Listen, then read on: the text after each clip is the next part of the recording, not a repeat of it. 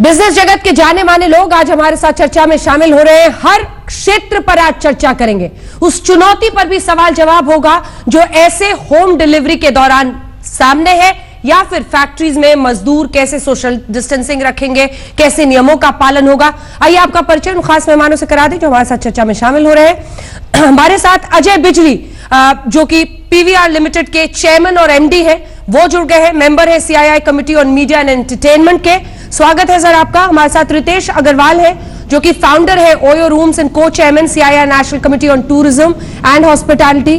दीप कालरा हमारे साथ जुड़े हैं जो कि फाउंडर है मेक माई ट्रिप के, मेंबर है CII national committee on tourism and hospitality. हमारे साथ मिस्टर सिराज ए चौधरी है जो कि मैनेजिंग डायरेक्टर एंड सीईओ है एनसीएमएल के। अर्जुन शर्मा जी हमारे साथ जुड़ रहे हैं, चेयरमैन है Select Group and co chairman CII national committee on tourism and hospitalities. आप पहचान रहे होंगे सेलेक्ट सिटी मॉल जो अलग अलग जगहों पर मॉल्स हैं, उनके ये मालिक हैं। हमारे साथ विनीत जैन खास मेहमान के तौर पर जुड़ रहे हैं, सीईओ है बिग बाजार के। और बिग बाजार और ऐसी तमाम कंपनियां हैं जो इस वक्त होम डिलीवरी कर रही हैं। तो ये सिर्फ कुछ ईटेबल्स यानी खाने की पिज्जा या फिर किसी और चीज की डिलीवरी की बात नहीं हो रही है।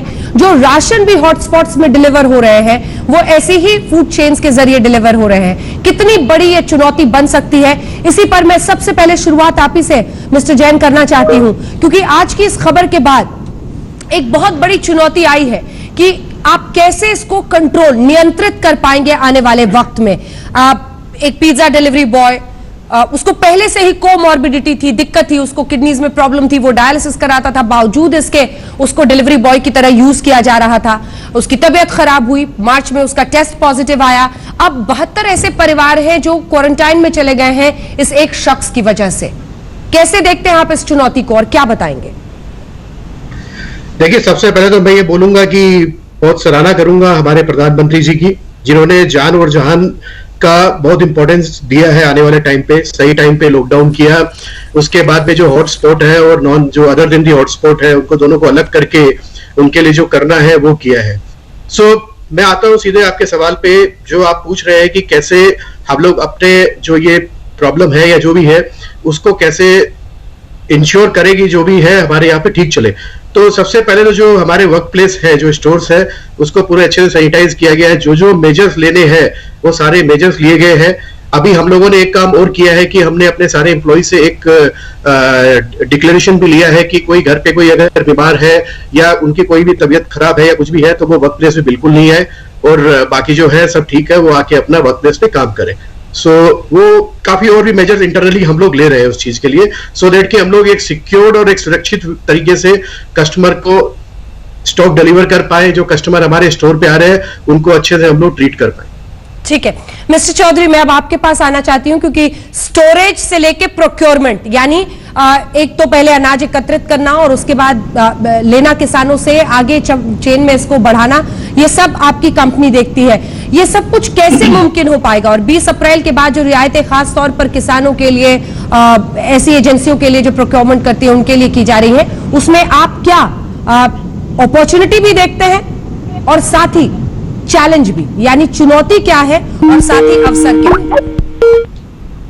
इसमें ऐसा है कि ये रियायतें जो हैं ये करीब 28 मार्च से ही खोल दी गई थी और फार्म गेट पे काम शुरू हो गया था। हालांकि काम की प्रगति बहुत धीरे थी क्योंकि लेबर, ट्रांसपोर्ट और एक जो सेंटर के एसेंशियल कमोडिटीज के संबंध में जो छूट थी वो स्टेट और डिस्ट्रिक्ट लेवल तक वो खबर और अलाइनमेंट होने में टाइम लग गया था।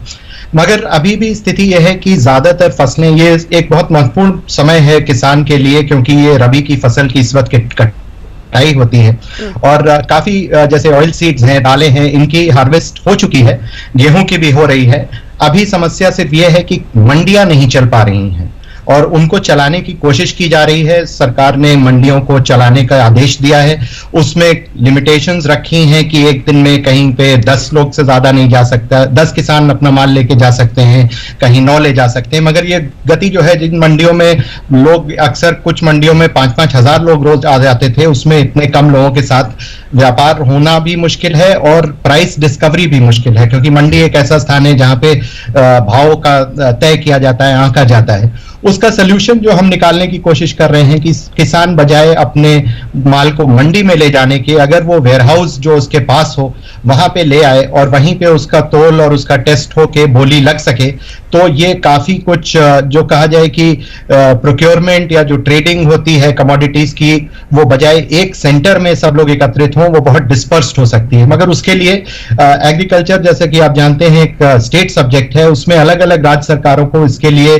छूट देनी पड़ेगी और ये पूरा सिस्टम बनाना पड़ेगा। तो एक तरह से आज जो सिचुएशन है कि फसल किसान के पास है, फैक्ट्री चल रही है मगर बहुत कम क्षमता से चल पा रही हैं, लेबर की बहुत प्रॉब्लम है, बीच में काफी समय लग गया पूरे सिस्टम को अलाइन करने में, transportation, labour, raw material, packing material, वो काफी हद तक समस्याएं हल हो गई हैं, मगर उनको बहुत लिमिटेड स्पेस या लिमिटेड और या रिस्ट्रिक्शंस के साथ काम करने को आज दिया जा रहा है, जिसकी वजह से फूड सप्लाई चेन जो है वो थोड़ी हल्की चल रही है, जिसे कहा जाए जितनी क्षमता है उसमें उससे काफी कम क्षमता से चल रही है। और इसका सिर्फ एक ये प्रभाव पड़ सकता है कि हो सकता है कि अगर हम इसको पूरी तरह सक्षम ना बना पाएं और ये लंबा चले हमारा लॉकडाउन या उसकी वजह से सिस्टम में डिस्ट्रप्शन, तो कहीं कहीं पे खाद्य पदार्थ की कमी पड़ सकती है। हालांकि आज अच्छी बात यह है कि हमारी सरकार के पास सीरियल्स का यानी गेहूं, चावल और दालों का बहुत बड़ा भंडार है, जिससे कि देश को कोई फूड सिक्योरिटी की समस्या नहीं है। और ये हमारा बड़ा सौभाग्य है कि आज की तारीख में देश के पास इतना अन्न है कि उसको अगर सही तरह से डिस्ट्रीब्यूट कर सके तो किसी को भी भूखा रहने की जरूरत नहीं पड़नी चाहिए। ये बहुत बड़ी बात आपने कही है। हर कोई यही जानना चाहता है, जिस तरह से अवधि बढ़ रही है और जिस तरह की चुनौती पूरे विश्व के सामने है। अब मैं अन्य मेहमानों और अन्य क्षेत्रों पर भी जाना चाहती हूं। मैं आपके साथ अजय बिजली जी शुरुआत करना चाहती हूं। लगभग 20 लाख, मतलब अब जब हम पूरे देश को देख रहे हैं तो लगभग 20 लाख लोग विश्व में कोरोना से संक्रमित हो गए हैं। अकेले अमेरिका में 30,000 के आसपास लोगों की जान चली गई है। सिवियर लॉकडाउन की वजह से काफी हद तक हमने भारत में इसे कंट्रोल किया है। जिन क्षेत्रों में बिल्कुल रियायतें नहीं है उन्हीं में से एक को आप लीड करते हैं। पूरी चेन है आपका पीवीआर सिनेमास का और मॉल्स में जिस तरह के आपके सिनेमा हॉल, क्योंकि अभी जिस तरह से संक्रमण का दौर चल रहा है, लगता नहीं है कि बहुत जल्द राहत मिल पाएगी सिनेमा हॉल्स, मॉल्स को लेकर। कैसे आप देखते हैं, कितनी बड़ी ये चुनौती है ऐसे लोगों के लिए जो इस क्षेत्र से जुड़े हुए हैं? क्या बताएंगे आप? और क्या आपको इसका कोई उपाय दिखता है फिल्मों को अन्य ओटीटी प्लेटफॉर्म्स पर रिलीज करने का? क्या आपको समझ में आ रहा है फिलहाल? बिजली जी। देखिए, जो गवर्नमेंट ने स्टेप लिया है, बड़ा डिसाइसिव स्टेप लिया था कि लॉकडाउन कर दिया, उससे ऑब्वियसली प्रायोरिटी लोगों की सेफ्टी, सिक्योरिटी और लाइव्स और जिंदगी की है, तो इसलिए वो स्टेप तो बहुत जरूरी था जो उन्होंने किया। और हमारी जो सिनेमा घर है वो है ही कन्फाइंड स्पेसेस हैं, तो वहां पर तो कोई सोशल डिस्टेंसिंग हो ही नहीं सकती। So therefore we were the first ones to be close down and I think unfortunately मुझे लगता है कि हम लास्ट वन होंगे जिनको परमिशन खोलने के लिए भी मिलेगी। तो वो तो एक प्रॉब्लम है ही, बिकॉज सोशल डिस्टेंसिंग जो है बहुत मुश्किल है। गाइडलाइंस बनी है कई और चाइना में, यूके में, यूएस में, उन्होंने चाइना में गाइडलाइंस बनाई है जिसमें काफी कुछ कर रहे हैं। बॉक्स ऑफिस पे सिर्फ क्यूआर कोड होंगे और security, safety, even popcorn, Pepsi, even in the cinema halls सीटें छोड़ के टिकटें बिकेंगी। तो बहुत सारे मेजर्स क्लीनिनेस के, हाइजीन के, मास्क के लिए जा रहे हैं, लेकिन इंडस्ट्री डेफिनेटली इफेक्ट बहुत ज्यादा होगी। और 2 लाख लोग काम करते हैं डायरेक्टली, पीवीआर में नहीं, टोटल सिनेमा 9,000 स्क्रीन के अंदर, और वो काफी इम्पैक्टेड है इस वक्त। और अराउंड 11,000 का बिजनेस है, 11,000 करोड़ का सिर्फ फिल्म एग्जीबिशन का। ओटीटी का 5,000 है, तो फिल्म इंडस्ट्री भी काफी इसके से इम्पैक्टेड होगी। और रियल एस्टेट में जो रिटेल इंडस्ट्री है वो भी काफी इसमें इम्पैक्टेड होगी, बिकॉज हमारी इंटरडिपेंडेंस दोनों इंडस्ट्री पे है। रियल एस्टेट पे भी, जो मॉल्स हैं, शॉपिंग सेंटर्स हैं, और रिटेल बिजनेस है, और फिल्म इंडस्ट्री भी। तो दोनों के अंदर काफी इम्पैक्ट होगा और टाइम लगेगा इसको वापस आने के लिए, क्योंकि एज आई सेड हमारा फॉर्मेट ही ऐसा है जिसमें लोग कन्फाइंड स्पेसेस में हैं। लेकिन वर्ल्ड ओवर जब उन्होंने काफी सर्वेस किए, पीपल, इंडिया की स्पेशली एक बहुत ज्यादा कंज्यूमर्स की डिजायर होती है बाहर जाना, एंटरटेन करना। We are not made up to stay at home. तो जितने सर्वेज अभी किए गए हैं, लोग चाहते हैं बाहर जाएं। Of course, safety security is an issue, but they want to see new movies, but they want to also go out and entertain themselves. I don't think they are made out to just be inside their homes. So I think in the long term, when some medicine comes, vaccine comes, and slowly the curve is flattened and we've got it under control the way the government is taking steps, I think this will bounce back. It will take time. ये बहुत जल्दी bounce back नहीं करेगा, इसको 3 से 6 महीने लग जाएंगे जब तक ये सारा दोबारा बाउंस बैक करता है ये बिजनेस। बिल्कुल, मुझे लगता है कि जितने लोग अभी पैनल में सब बड़े ध्यान से सुन रहे थे, क्योंकि आपने सही में वाकई कहा, हिंदुस्तानियों की हमेशा ये मिजाज में शामिल है कि हमें घूमना फिरना, जाकर मूवी देखना बड़ा पसंद आता है, और लेकिन हर कोई अभी बलिदान करने को तैयार है क्योंकि सभी को पता है कितना बड़ा खतरा है। बीच में आपने, अगर मैंने सही सुना तो आप कह रहे थे कि कुछ ऐसे प्लान्स बनाए जा सकते हैं लॉन्ग टर्म आने वाले वक्त में, अगर परिस्थिति कोरोना ग्राफ नियंत्रण में आता है तो कैसे सोशल डिस्टेंसिंग करते हुए कुछ सीट्स छोड़कर कुछ को सिर्फ खोला जाए, कम बुकिंग की जाए। क्या इस तरह की कोई अभी से ही स्ट्रैटेजी या फिर प्लान पर आप लोग सोच रहे हैं? हाँ जी, एक ग्लोबल सिनेमा फेडरेशन के हम मेंबर्स हैं और हमने काफी गाइडलाइंस बनाई हैं। बेसिकली बॉक्स ऑफिस की तो जरूरत है ही नहीं, बिकॉज आजकल टेक्नोलॉजी काफी यूज हो रही है, तो QR कोड पे लोगों को टिकट पता लग जाता है, तो बॉक्स ऑफिस में जाने की जरूरत नहीं है। सेफ्टी सिक्योरिटी जो है हमारी, उसके लिए हमें ऑब्वियसली फिर भी देखना पड़ेगा, चेक करना पड़ेगा, लेकिन वहां सोशल डिस्टेंसिंग बना के रखेंगे, कम से कम 6 फुट का डिफरेंस रखेंगे और सिर्फ DFMDs को यूज करेंगे।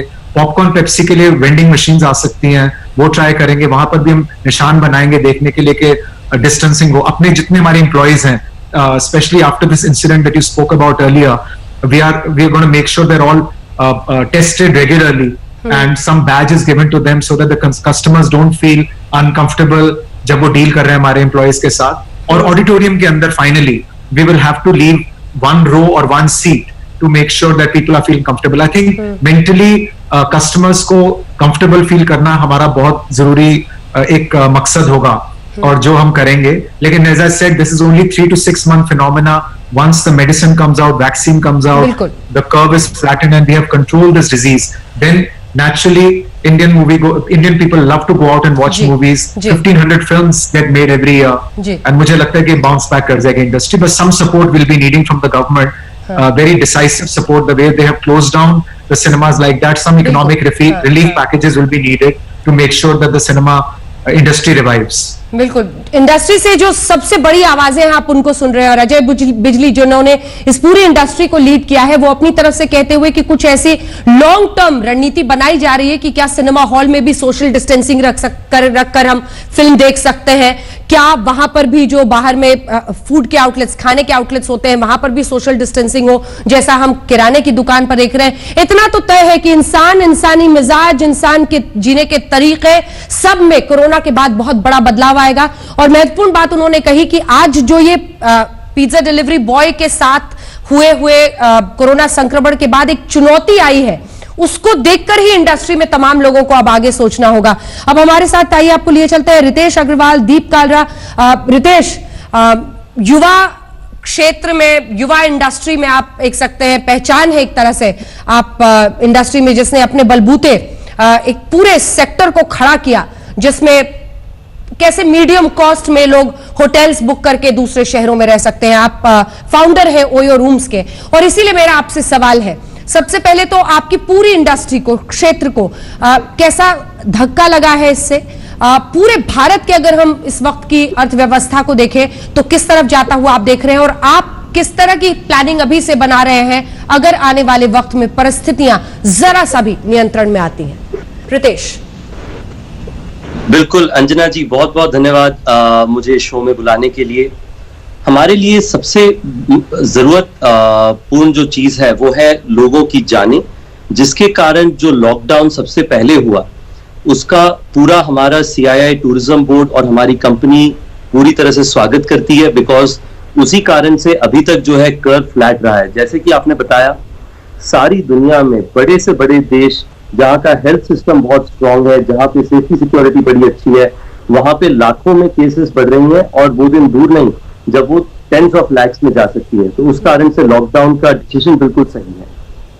दूसरा, जो कि हमारे हॉस्पिटैलिटी इंडस्ट्री में, जैसा कि आपने कहा कि पिछले 10 साल में जैसे लोगों का ट्रैवल और टूरिज्म, मीडियम कॉस्ट में ट्रैवल करने का लोगों का शौक बढ़ा, उससे काफी युवा भी इस बिजनेस में आए। उस कारण से पिछले कुछ सालों में लाखों छोटे छोटे बिजनेसेस, चाहे वो छोटा होटल चलाएं, चाहे छोटा गेस्ट हाउस चलाएं या छोटा मोटेल चलाएं, वो लोग बिजनेस में आए हैं। इन सबका आज के दिन में ऑक्यूपेंसी 10%, 20%, 15%, 0%, 5%, और इसमें बहुत बड़ा स्केल होटल्स बंद हो चुके हैं। पर उसमें भी इंडस्ट्री ने सबसे पहले अपना हार नहीं कबूल किया। सबसे पहले इंडस्ट्री ने कहा कि हम लोग कैसे कोरोना से लड़ने के लिए हम लोग साथ में मिलकर के आगे आ सकते हैं। तो हमारी कमेटी में भी हम लोग कई बार डिस्कस करते आए हैं। मैं कल ही एक हमारे पार्टनर के बारे में बात कर रहा था जिनका नाम है तुषार जाधव, जो नासिक में है।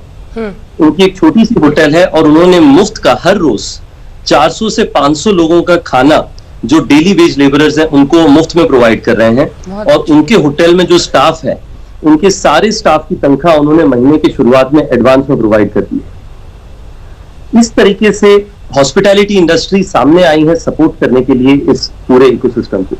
हालांकि उसी के साथ साथ हमारी इंडस्ट्री में एक बहुत बड़ा रिस्क है कि क्योंकि इतने सारे अनऑर्गेनाइज्ड लोगों की नौकरियां हमारी सेक्टर से जुड़ी हुई हैं, इन्हें किसी ना किसी तरीके से, चाहे वो सॉफ्ट लोन्स हो, चाहे वो टैक्स वेवर्स हो, उस तरीके से हमें सपोर्ट करना पड़ेगा, जिससे कि जब दुनिया वापस आए तब ये लोग साथ में खड़े होकर जितनी एग्रेशन से ये लोग कोरोना से लड़ने से मदद कर रहे हैं, उसी तरीके से जब दुनिया वापस से ट्रैवल करे, जब दुनिया वापस से खुशियां मनाए दूसरे शहरों में जाने के लिए, तब ये उसी खुशी से उन्हें सर्व कर पाए।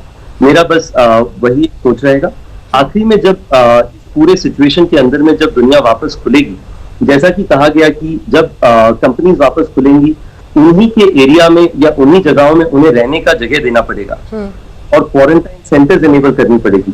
इन समय में हमारी कमेटी ने बहुत सारे थॉट्स और सजेशंस और गाइडलाइंस बनाए हैं जिससे कि सोशल डिस्टेंसिंग और सैनिटाइजेशन सही तरीके से हो सके, चाहे वो चेक इन का जगह हो, चाहे कस्टमर्स को मास्क देना हो, चाहे रूम की सैनिटाइजेशन हो, हर लेवल पर, जिससे कि कस्टमर्स के दिमाग में जो वो डर पैदा होता है उसे कम से कम कर जा सके। बिल्कुल। मेक माई ट्रिप के दीप कालरा हमारे साथ फाउंडर हैं, जो कि CII national committee on tourism and hospitality में वो भी है। दीप जी, मैं आपसे ये समझना चाहती हूं, क्योंकि सबसे ज्यादा इफेक्ट, हालांकि एक बहुत इंटरेस्टिंग फैक्ट है कि वुहान से चीन के अन्य हिस्सों में, वुहान जो कि कोरोना सेंटर है चाइना में, वुहान से चीन के अन्य जगहों पर उन्होंने तमाम डोमेस्टिक फ्लाइट्स 23 जनवरी को रोक दी थी, लेकिन इंटरनेशनल फ्लाइट्स चाइना से हर जगह जाती रहीं। सिर्फ अमेरिका में 4 लाख से ज्यादा लोग चीन से गए थे। आज अमेरिका में 6.5 लाख लोग संक्रमित हैं, 30,000 की मौत हुई है। लेकिन इन सब के बाद विश्व में ऐसा भय और डर जागा कि इंटरनेशनल ट्रैवल पूरी तरह से रुक चुका है, डोमेस्टिक ट्रैवल भी हमने रोका है। पूरी कोशिश यही है कि कैसे से नियंत्रित किया जाए, जो जहां पर है वहीं पर रहे, अगर कोई पॉजिटिव है उसका ट्रीटमेंट हो। लेकिन आपकी इंडस्ट्री पर क्या प्रभाव पड़ा है और आने वाले वक्त में आप क्या स्ट्रैटेजी देख रहे हैं? धन्यवाद अंजना जी। हमारी इंडस्ट्री जो ट्रैवल की इंडस्ट्री है वो 1.5 लाख करोड़ रुपया हर साल देती है, तो काफी बड़ी इंडस्ट्री है। और जैसे अजय ने कहा कि सिनेमाज पहले हिट हुए और लास्ट में खुलेंगे, मैं जैसे कहना चाहता हूं कि सिनेमाज के बाद ही शायद ट्रैवल और टूरिज्म खुलेगा, क्योंकि वही लोग जो हैं जो ट्रैवल करेंगे जिनको करना पड़ेगा बिजनेस के तौर से। जो हम अपना डिस्क्रिशनरी ट्रैवल या लीजर ट्रैवल कहते हैं, छुट्टी पे जाना, वो तो अभी काफी दूर है और खुलने के लिए काफी टाइम लगेगा। लोगों में कॉन्फिडेंस चाहिए होगा कि मैं जा सकता हूं, मैं प्लेन में जा सकता हूं, ट्रेन में जा सकता हूं, होटल में रह सकता हूं। और वो जो पूरा कॉन्फिडेंस तो ये तभी आएगा जब कोई वैक्सीन होगा। उससे पहले ये पूरा कॉन्फिडेंस आना मुश्किल ही लग रहा है। और इसके दरमियान जो इंडस्ट्री में जो इतनी हिट हुई है, इतना इफेक्ट हुआ है, इस इंडस्ट्री को जरूरत है बहुत ही एक योजना की, एक स्कीम की, जिससे सहयोग मिले गवर्नमेंट से, क्योंकि इसमें बहुत लोग हैं। 9 लाख से ज्यादा इसकी छोटी कंपनीज हैं इसमें, SME कहते हैं या MSME, और 4 करोड़ से ज्यादा लोग इसमें काम करते हैं। अगर इन लोगों को कुछ देर तक इन बिजनेसेस को नहीं मिला कुछ भी रेवेन्यू, तो ये लोग सड़क पे आ जाएंगे और बहुत मुश्किल होगी इंडस्ट्री में। तो हमने काफी CII के थ्रू काफी हमने गवर्नमेंट से, मिनिस्टर्स से काफी हमारी मीटिंग हुई है। लोगों ने सारे हमारे पॉइंट्स सुने हैं कि किस किस्म के टैक्स बेनिफिट मिल सकते हैं या सॉफ्ट लोन मिल सकते हैं बैंक से, या आगे जाके रिबेट भी मिल सकता है, छूट मिल सकती है अगर कोई डोमेस्टिक टूरिज्म पे खर्चा करेगा, क्योंकि डोमेस्टिक टूरिज्म हमें अब बढ़ाना पड़ेगा, और अगर कोई खर्चा करेगा तो पूरा टैक्स रिबेट भी मिल सकता है। तो हमें पूरा कॉन्फिडेंस है कि कुछ मिलेगा गवर्नमेंट से, सबको यही इसकी मतलब वेट है कि कुछ बढ़िया अनाउंस होगा पूरे इंडस्ट्री के लिए, जिससे फायदा होगा, और ये इंडस्ट्री ये पूरा जो मुश्किल समय है इसको हम तय कर पाएंगे। बिल्कुल। अब मैं सीधे चलना चाहती हूँ अर्जुन शर्मा जी के पास, जो कि चेयरमैन है सेलेक्ट ग्रुप के। क्या होता हुआ देख रहे हैं सर, क्योंकि अर्जुन जी बहुत बड़ी चुनौती लगती है, और मुझे लगता है कि अजय बिजली जी की पूरी जो बिजनेस स्ट्रैटेजी है वो आप पर काफी डिपेंड करेगी कि मॉल्स को लेकर किस तरह की खुलने का, क्योंकि ज्यादातर उनके जो सिनेमा हॉल्स हैं मॉल्स में है, अलग अलग जगहों पर। मॉल्स पर क्या होता हुआ देख रहे हैं, क्योंकि हिंदुस्तानियों का फेवरेट वीकेंड अब तो छोटे शहरों में भी मॉल्स में ही सबसे ज्यादा वो रुक करते थे। उनका सोर्स ऑफ एंटरटेनमेंट आप कह लीजिए एक तरह से परिवारों के लिए था, मध्य वर्गीय हो किसी के लिए भी हो, वहां पर भी बहुत ज्यादा असर हुआ है। कैसे देख रहे हैं? थैंक यू अर्चना जी। पहले तो जैसे प्रीवियस स्पीकर्स ने कहा, हम सब सरकार के साथ, प्रधानमंत्री के साथ हैं। जो ये लॉकडाउन हुआ है, ये एक ही तरीका था कि इस देश में आज कम से कम प्रॉब्लम हुई है। प्रॉब्लम है, बट आप कंपेयर करें जो अमेरिका में है, जो यूरोप में है, उससे हम बहुत ही कम है। So really thank to the government, thank to the प्रधानमंत्री। जो शॉपिंग मॉल्स हैं, रफली शॉपिंग सेंटर एसोसिएशन के हिसाब से हमारे कुछ 600 मॉल हैं इंडिया के अंदर, एंड रफली एम्प्लॉय करते हैं 1.2 मिलियन पीपल। ये अभी सारी इंडस्ट्री पूरी बंद है, रिटेल बंद है। Eight this point of time हमको सारे रिटेलर्स से भी बात चल रही है कि जो एसेंशियल चीजें हैं वो खुली हुई हैं, लाइक फॉर एग्जांपल ग्रोसरी दुकानें हैं या मेडिकल स्टोर हैं, वो हमने खोल के रखे हुए हैं। अब हमको गवर्नमेंट से ये बातचीत चल रही है, क्योंकि जो ये मॉल्स हैं ये काफी सुरक्षित है, इन द सेंस कि यहाँ पे हम सोशल डिस्टेंसिंग कर सकते हैं, हम यहाँ पे कैरिंग कैपेसिटी को देख सकते हैं कि भाई कितने लोगों को अंदर लाया जाए, सब मास्क से आए, सब स्टाफ हमारे और गेस्ट भी मास्क पहने, और इस तरह से स्लोली करके ये जो इकोनॉमिक एक्टिविटी है वो गवर्नमेंट को सोचना पड़ेगा, खोलना पड़ेगा, बिकॉज इसी तरह से जॉब्स क्रिएट होंगी वापस, और जो ये लोग हर इंडस्ट्री में रोड पे आने वाले हैं उस तरह से हम उनको बचा सकते हैं। तो ये shopping malls want to work with the government, they want to work with every retailer to slowly bring back the clients to some sort of an economic activity. अभी तो सैर सपाटा दूर की बात है, बट अभी तो जो लोगों को जरूरी काम है, लाइक अभी हमको फोन आते हैं कि जी मोबाइल दुकान खुल गई है, नहीं खुली है, आपके पास कुछ थोड़े से वाइट गुड्स की हमको जरूरत है, टोस्टर खराब हो गए हैं। So all kinds of customers are waiting on the side lines कि वो कुछ करें। मैं एक और इंडस्ट्री के बारे में बात करना चाहता हूं जो दीप जी ने कहा, वो है ट्रैवल एंड टूरिज्म, और ये बहुत ही प्रॉब्लम इंडस्ट्री है जी। इसमें सबसे छोटे 95% of the industry is small scale, और छोटे ट्रैवल एजेंट हैं, छोटे टूर ऑपरेटर हैं, आर्टिजन्स हैं, दुकानदार हैं, वो जो सब इफेक्टेड हैं। और ये इंडस्ट्री सिनेमा हॉल्स की बात तो बिल्कुल ही खुलेगी, उसके पहले नहीं खुल सकती है, बिकॉज कोई भी पर्यटन डोमेस्टिक हो या इंटरनेशनल हो नहीं चाहेगा। तो इसीलिए हमारी भारत सरकार से बहुत ही विनती है, हमारी appeal prime minister, finance minister के पास ऑलरेडी पहुंची हुई है कि हमको कुछ हमारे इंडस्ट्री में direct transfer for certain kind of people जो लेट्स से 25,000 या 30,000 की सैलरी से कम के लोग हैं, उनके लिए हमको मदद चाहिए, otherwise millions of people will be on the roads. So ये हमारी अपील है, and we want to work with the government to bring back safety, health and the economy together. बिल्कुल। अजय बिजली जी, मुझे लगता है एक बहुत बड़ी चुनौती ये भी होगी, जिसका आपने खुद भी जिक्र किया था, कि लोगों का विश्वास हम कैसे, क्योंकि एक मन में लोगों के भय है, जिस तरह से आपने खुद ही बताया, कन्फाइंड स्पेसेस है, सिनेमा हॉल्स, मॉल्स है, उनकी जैसा कंस्ट्रक्शन है, सेंट्रल एयर कंडीशनिंग है, ऐसे में संक्रमण फैलने का बहुत ज्यादा डर लोगों के मन में होगा। 100% कंप्लायंस, इससे कम में आप नहीं, क्योंकि अब जैसा मैंने भी बताया कि कैसे एक पिज्जा डिलीवरी बॉय की वजह से 2 इलाके, मालवीय नगर का बहुत बड़ा हिस्सा अब हॉटस्पॉट की तरह सील कर दिया गया है। तो एक छोटी सी भूल कैसे एक बहुत बड़े ट्रॉमा में रिजल्ट कर सकती है एक पूरे एरिया के लिए, उसका बहुत 100% कंप्लायंस चाहिए होगा ताकि फिर से विश्वास जीत पाए। Mister Bijli. Absolutely, no doubt about it. जैसे मैंने पहले भी कहा कि एक ग्लोबल सिनेमा फेडरेशन है और पूरे दुनिया में इस वक्त सिनेमास बंद है, पूरी इंडस्ट्री इफेक्टेड है, तो काफी नोट्स शेयर किए जा रहे हैं, टेक्नोलॉजी काफी यूज हो रही है, यूज होगी आगे जाके, जिससे एक ऐसा माहौल बनाएंगे सिनेमा के अंदर कि लोगों को बिल्कुल भी कोई भी डर ना हो। बट जैसे मैंने बोला, इसको टाइम लगेगा, एकदम नहीं होगा ये कि लोग एकदम आने शुरू हो जाएंगे। सिर्फ नई पिक्चरें एक भी जरूरी है, लेकिन फिर भी इतनी जल्दी लोगों का जो भय है वो खत्म नहीं होगा।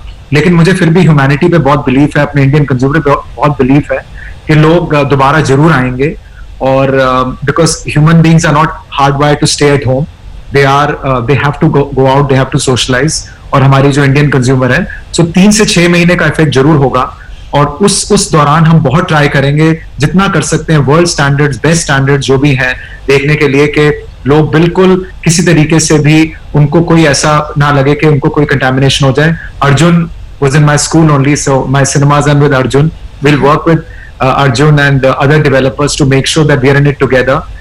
Temperature checking, face mask, gloves, everything possible, so that people feel very, very safe, because lives are much more important to us than anything else. There's no question about it, and we will play our role in that to make sure that people really feel very, very comfortable. प्रधानमंत्री ने भी कहा था कि हमारी अर्थव्यवस्था को नुकसान हो रहा है, लेकिन ये इंसानी जिंदगियों से बड़ा नहीं है। हमारे लिए इंसानों की जिंदगी ज्यादा महत्वपूर्ण है। कई पश्चिमी देशों ने ऐसी गलती की और अब वो भुगत रहे हैं। एक तरफ लॉकडाउन भी इन्फोर्स करना पड़ रहा है और हजारों मौत भी हो रही है, दोनों उनको अब झेलना पड़ रहा है। भारत की जनसंख्या को देखते हुए इस तरह का कदम बहुत जरूरी था वक्त रहते। लेकिन अब मिस्टर जैन, मेरा सवाल आपसे यह है कि ये जो चैलेंज है होम डिलीवरी का, ये आने वाले दिनों में और भी बढ़ेगा, क्योंकि कई सारी इंडस्ट्रीज हैं और कई सारे रेस्टोरेंट्स को भी खाने वगैरह की चीजों के लिए होम डिलीवरी डायरेक्टली करने की इजाजत मिल रही है। इसका अर्थ यह है कि अब ये पूरा प्लेटफॉर्म जो है वो और भी खुलेगा 20 अप्रैल के बाद। तो ये चुनौती बहुत बड़ी रहेगी और मुझे लगता है यहां पर 100% कंप्लायंस इंश्योर करना बहुत जरूरी होगा, अगर हम लॉकडाउन को बेमानी और नाकाम नहीं करना चाहते हैं तो, वरना 1-2 ऐसी भूल के जरिए ही बड़ी लापरवाही हो जाएगी। मिस्टर जैन,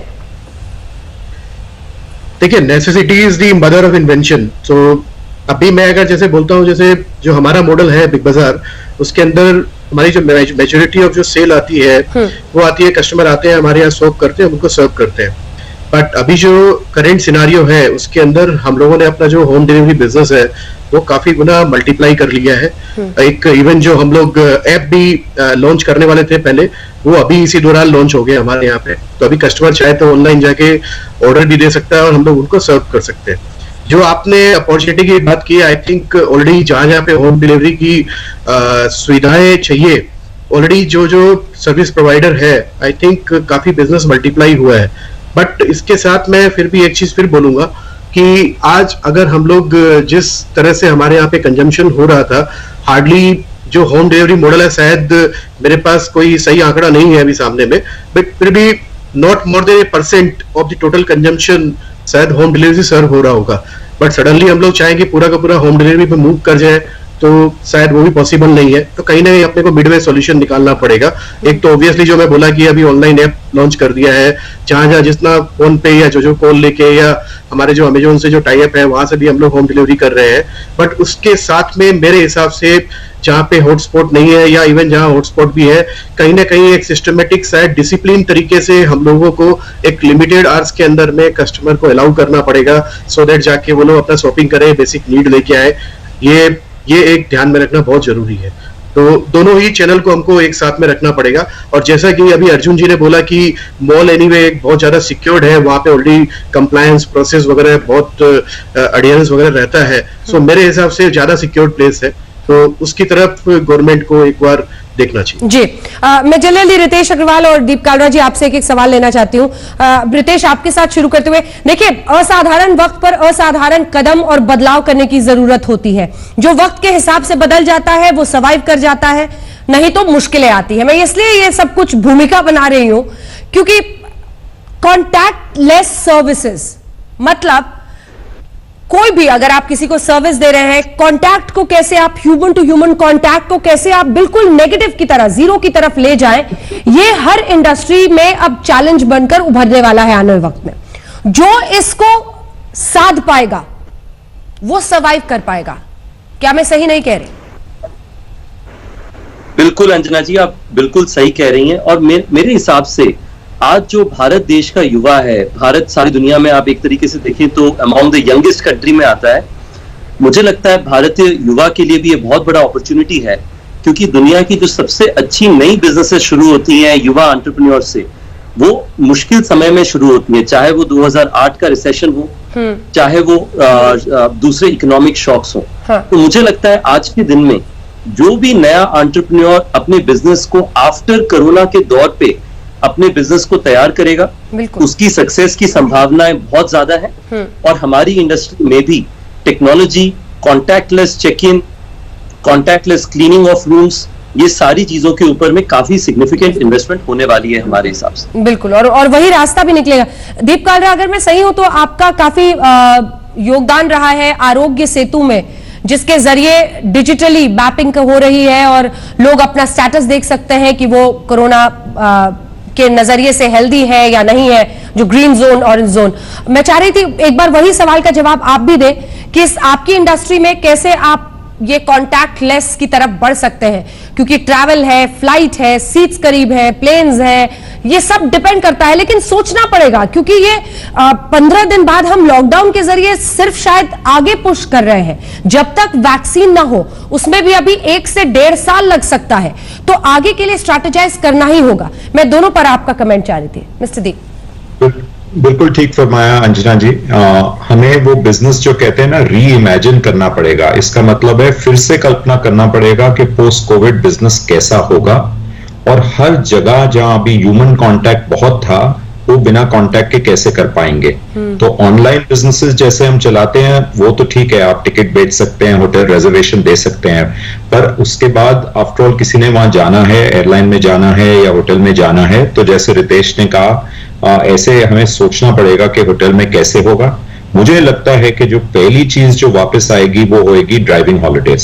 सबसे पहले लोग कहेंगे हम अपनी गाड़ी में सेफ हैं, हम अपनी गाड़ी में ड्राइव करके जाएंगे, चाहे हमें 6, 7, 10 घंटे जाना हो, 12 घंटे जाना हो, पर हम ड्राइव करके जाएंगे और ऐसी जगह रहेंगे जहाँ काफी वीराने में रह सकते हैं, या अलग से वहां रूम हो, कॉटेज हो, होम स्टे कहते हैं इनको आजकल, होम स्टे हो, या कुछ होटल फैले हुए होते हैं रिसोर्ट के तौर से, वहां जाके रहेंगे। मुझे लगता है कि वो पहली चीज होगी जो वापस आएगी, क्योंकि लोग चाहते भी हैं कि वो ट्रैवल करें, पर ये सारा टाइम नहीं चलता रहेगा। और जो आपने ऐप का जिक्र किया आरोग्य सेतु का, हम बहुत ही मतलब ऑनर्ड और प्रिविलेज हैं कि हमने गवर्नमेंट के साथ इस पे काम किया है और करते जा रहे हैं, और ये ऐप और भी बड़ा बना रहे हैं। 5.5 करोड़ लोग डाउनलोड कर चुके हैं।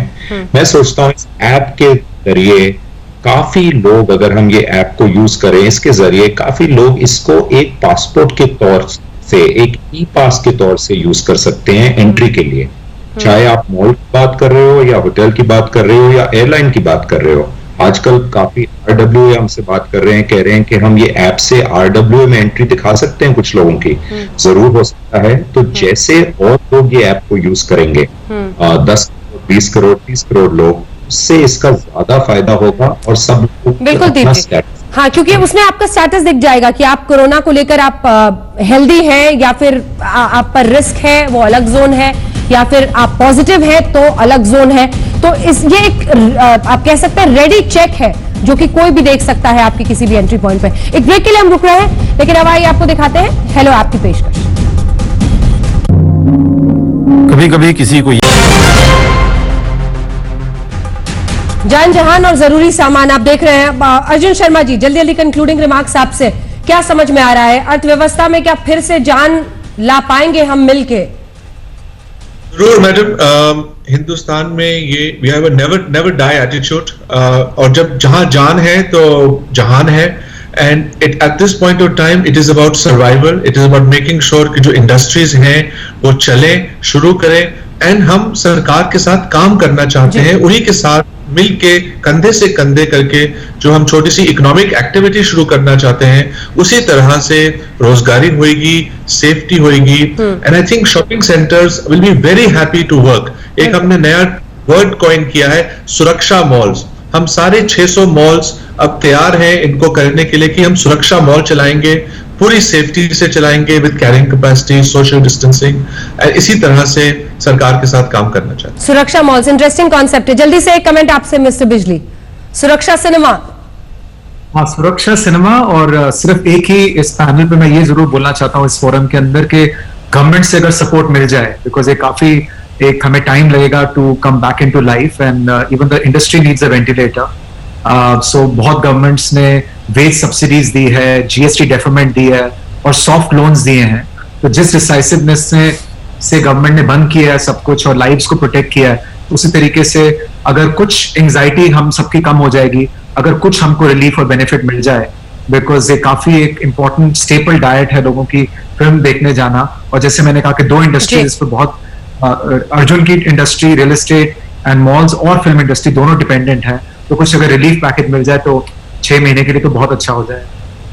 बहुत धन्यवाद आप सभी का, रितेश अग्रवाल, दीप कालरा, सिराज ए चौधरी, अर्जुन शर्मा, अजय बिजली साहब, विनीत जैन जी, ऐसे तमाम लोग जो बिजनेस जगत में बहुत प्रभावी रहे हैं, जगमगाए हैं आप बिजनेस जगत में। अभी जरूर जान पर बनाई है, लेकिन जान की बाजी लगाएंगे तो इसका मुकाबला भी कर पाएंगे। आप सभी का बहुत धन्यवाद। देखते रहिए आज